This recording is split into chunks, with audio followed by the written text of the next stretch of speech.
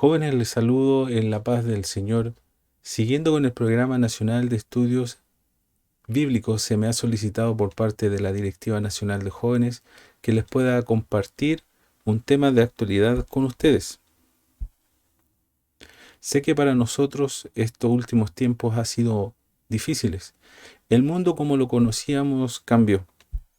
Y esto no es solo un decir, cambió nuestra rutina diaria, cambiaron nuestras prioridades, cambiaron nuestras formas de estudio, de trabajo, hasta quizás cambió nuestra forma de ser y cómo nos relacionamos con los demás. Quizás despertó ansiedades, enojos que no conocíamos, pues han sido tiempos tan difíciles para todos y que son muy pocos los que han podido permanecer incólumes o sin daños. En estos días, al encender el televisor para informarnos y ver el caos, la complejidad de las crisis en todos los ámbitos, muchas veces nos preguntamos el título de este tema que se me asignó. ¿En qué tiempos estamos bíblicamente? Es así que vamos a revisar por medio de las Sagradas Escrituras que todo esto Dios lo dejó profetizado, lo vio con anticipación y nos dejó registros bíblicos para que en días como hoy sepamos que no debemos estar ansiosos, ni debemos dejar que estas situaciones cambie quienes somos de forma negativa, pues por más complejas e impredecibles que parezcan, Él está en control, solo nos basta estar de su lado. Para comenzar, leeremos un texto bíblico que nos menciona uno de los problemas que hoy en día está doblegando y generando crisis en prácticamente todos los países del mundo. Leamos Mateo capítulo 24, versículos 7 y 8, que dice así, en el nombre del Señor: Porque se levantará nación contra nación y reino contra reino, y habrá pestilencias y hambres y terremoto por los lugares. Todas estas cosas, principio de dolores. Por lo que si tuviéramos que dar una respuesta a la pregunta inicial, deberíamos de forma literal decir que estamos bíblicamente en la etapa de principio de dolores. Esto es donde se está comenzando a gestar los tiempos de las profecías finales, como lo dice el verso anterior, el 6. Y enfatizamos lo que aquí Dios nos dice: mas aún no es el fin. Como ya hemos mencionado y argumentado, nos ha tocado vivir tiempos muy difíciles y a veces pensamos que son los más difíciles de la historia, pero la Biblia nos muestra que existió un evento más complejo que el actual.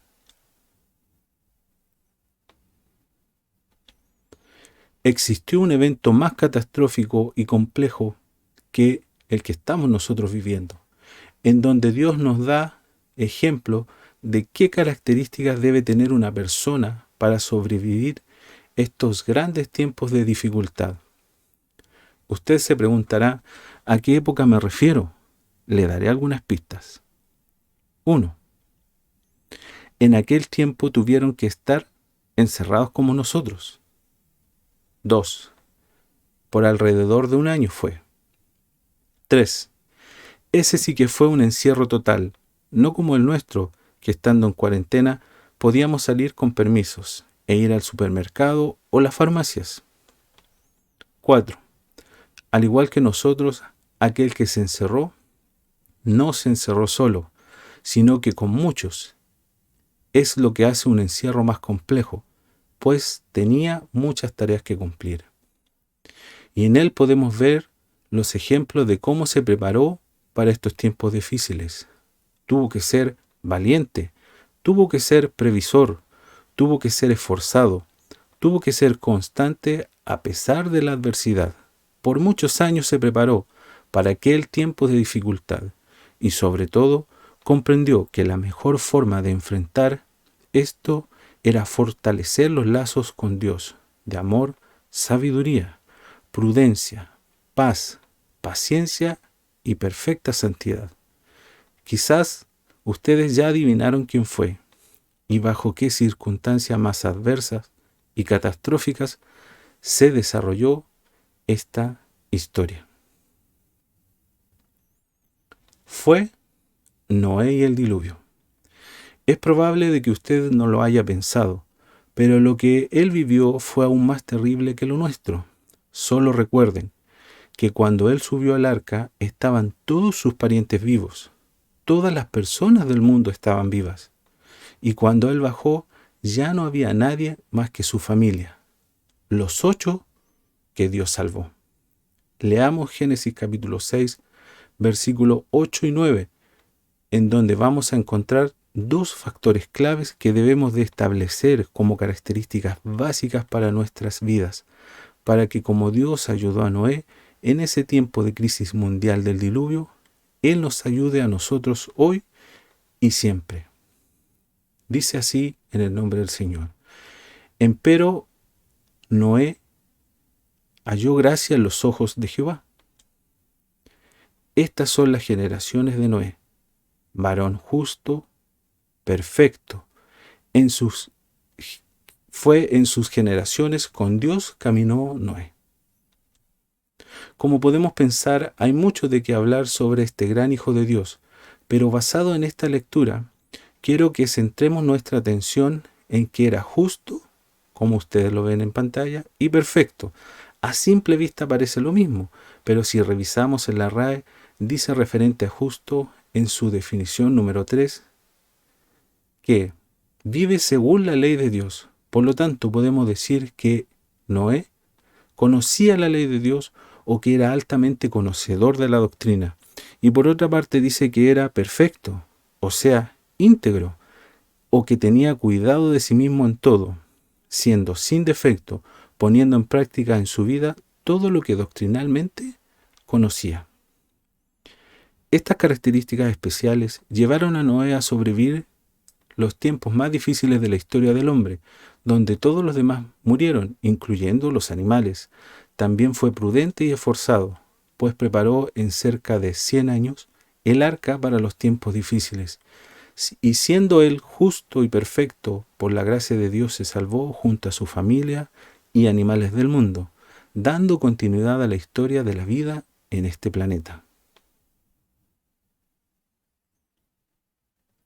Ahora usted puede decir, hermano Álvaro, Noé ya era un hombre adulto y hasta un anciano, no un joven como yo. La vida de un joven es mucho más compleja. ¿No habrá una historia más cercana a nuestra realidad sobre esto? Sorprendentemente, la respuesta es sí, la hay. Existe una historia de un personaje bíblico e hijo de Dios que en sus tiempos de juventud, Dios a través del apóstol Pablo le hablaba e instruía. Veamos con la dirección de Dios si le dice algo similar. Leamos 1 de Timoteo capítulo 4, versículo 9, y luego del 11 al 13, y para terminar, 15 y 16. Palabra fiel es esta, y digna de ser recibida de todos, nos dice. Esto manda y enseña. Ninguno tenga en poco tu juventud, pero sé ejemplo de los fieles en palabra, en conversación, en caridad, en espíritu, en fe y en limpieza. Entre tanto que voy, ocúpate en leer, en exhortar, en enseñar. Medita estas cosas, ocúpate en ellas, para que tu aprovechamiento sea manifiesto a todos. Y sigue diciendo, ten cuidado de ti mismo y de la doctrina. Persiste en ello, pues haciendo esto, a ti mismo salvarás y a los que te oyeren. Acá podemos leer una serie de características generales y específicas que nos dan algunos de los parámetros más importantes que deben de tener los hijos de Dios para obtener las bendiciones que Él nos quiere dar. Tal como en la historia anterior, vamos a centrar nuestra atención inicialmente en el verso 16, donde dice, ten cuidado de ti mismo, o sea, debes ser perfecto o íntegro. Luego menciona, y de la doctrina, o sea, debes de conocer la ley e instrucción de Dios, ser altamente conocedor de la doctrina.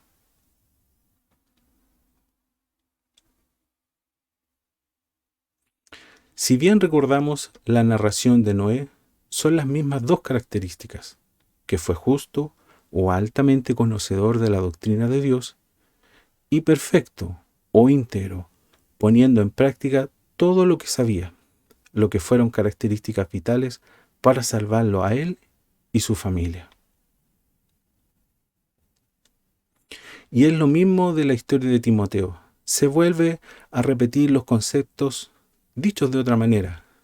Dice, ten cuidado de la doctrina, que hace referencia a ser justo, y ten cuidado de ti mismo, que hace referencia a ser perfecto. Y termina el relato de Primera de Timoteo diciendo, persiste en ello, pues haciendo esto, a ti mismo salvarás y a los que te oyeren, prometiendo la misma salvación que tuvo Noé. En tiempos en donde todo lo que se define como bueno es variable, en donde se intenta cambiar los valores de la sociedad, es necesario mantener como objetivos claros e intransables estas dos características básicas, ser justo y perfecto como Noé, y como el joven Timoteo, para que Dios nos pueda mirar con misericordia y ayudarnos y protegernos a nosotros y a nuestras familias en los tiempos difíciles en que estamos y en los tiempos difíciles que vendrán. Muchas gracias por su atención. Que Dios nos bendiga a cada uno de nosotros y a nuestras familias, y que a pesar que nos ha tocado vivir en estos tiempos tan difíciles, nos podamos mantener en búsqueda continua de la justicia y perfección, para que Dios, en su infinito amor, misericordia y gracia, siempre pueda proveer un arca de salvación para cada uno de nosotros.